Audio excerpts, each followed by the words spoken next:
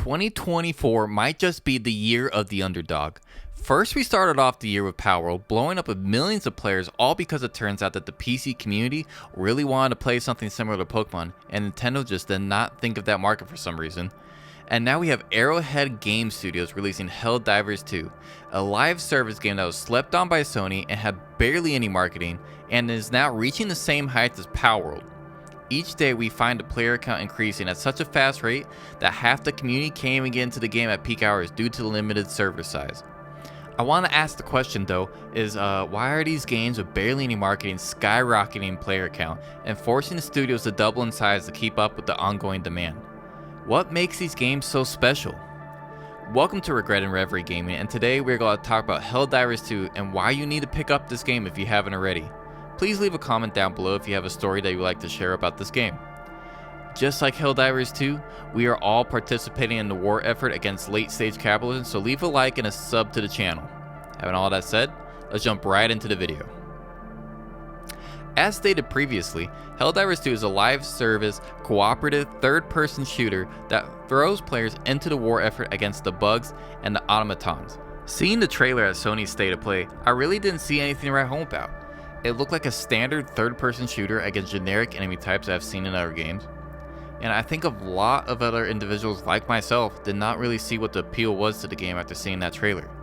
Then when you go back and you try to see what the first HellDiver game looked like, you're flabbergasted due to the fact that it was a top-down twin-stick shooter. So you really have nothing to base your opinion on.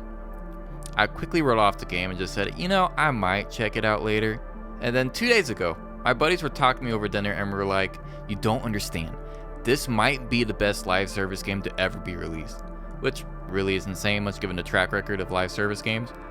But then they were talking about their experience with the game and how it was hilarious accidentally jumping off a cliff to have the ragdoll physics take over the body and yeeting themselves out of existence. And then to add insult to injury, they accidentally shoot a nuke as their teammate was right next to it. So they kind of convinced me, and I bought it later that night, and I came to the conclusion that this might just be a Game of the Year contender. This is a bold statement to make, but let me tell you why. HellDivers 2 puts you in the middle of a galactic war effort with the entire player base defending our dear Super Earth against the Terminids and the Automatons. When the map is opened up, you can see the community's efforts in pushing back both sides as we try to secure new planets and defend our strongholds. Both factions have drastically different styles of gameplay as the bugs swarm around you and it makes you feel like the Left 4 Dead game we never got. And then the automatons make you feel like you just plop into a war against Skynet and you can see Arnie at any time. You only have basic grenades and assault rifles at the start, but the game changer in the gameplay is the stratagems. At any moment, if the cooldown timer allows it, you can call in for backup, call in airstrikes on enemy forces, and resupply ammo, and get bigger guns out to the battlefield to get the job done. This game feels like you're living out a war movie and desperately trying to escape the battlefield before your ship leaves you. I think the main feature of the game that really makes you feel this way is the fact that you actually have to input cheat codes to perform a variety of tasks at hand.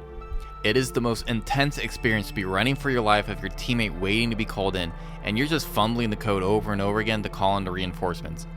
I am literally shitting my pants every second that passes waiting for an airstrike to come down and annihilate the horde that's come after me. And most of the time, due to my lack of experience, I'm typically the one getting annihilated in this scenario. The game encourages you to fail, and you will, over and over again. Much like Dark Souls, that is the beauty to this game. With each failed attempt at an objective, the more and more fulfilling it is when you finally succeed and you're able to extract and complete most of the objectives on that planet's area. You truly feel like you just helped the war effort in completing that operation, and now you can use the samples you collected and the credits earned to expand your arsenal and take on the next threat. HellDivers 2 uses a Game Master feature, much like the director in Left 4 Dead, to keep the gameplay exciting and ever-changing. To sum it up, it is pretty much a person or AI that is behind the scenes randomly affecting your game based on how well your team is doing. You never know what's going to be thrown at you, and if the next wave of enemies might be your last. Not to mention, if you're playing by yourself, you have the chance of a random person jumping into your game to assist in the mission. I had a fellow join my game and he was telling me, alright, go to this marker, I just placed it, and take care of that side objective while I take care of this one. I ran over there, and then moments later he saw me get blown up, and his response was, appropriately, Maybe not.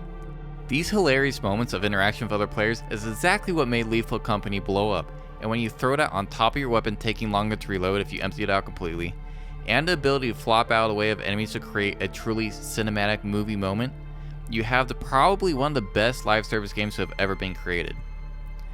And that's kind of the best part about this game, which I never thought I would say this, is that it's a live service game that actually feels complete at launch, and besides the server issues, it has very little to improve.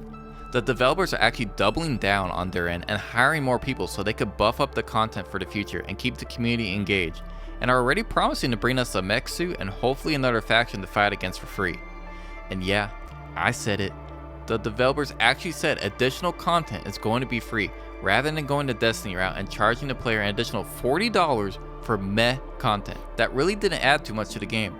In the current state, there is microtransactions, but they feel so out of your face that I didn't feel inclined to talk about at the start of the video for a change. I am hoping that Sony supports the game now more than ever, since they see that it is a financial success. I'm also hoping that these AAA developers are starting to see a trend here. As long as there is passion and a fun gameplay loop, your title is more than likely to succeed because the community actually wants to keep playing it. I know in my case, this is one of the best recommendations I've ever received from my friends. And if you are still skeptical about this game after watching this video, you need to at least give this game a chance because you will not be disappointed. Once again, thank you for watching the video. For the folks who found me through the Power World and Pokemon videos, I hope you enjoyed this change of pace. Please leave a like and sub to the channel for more content like this. If you're a fan of some emotional rock pieces, check out my band CZYK. Thanks again for watching, and I'll see you next time.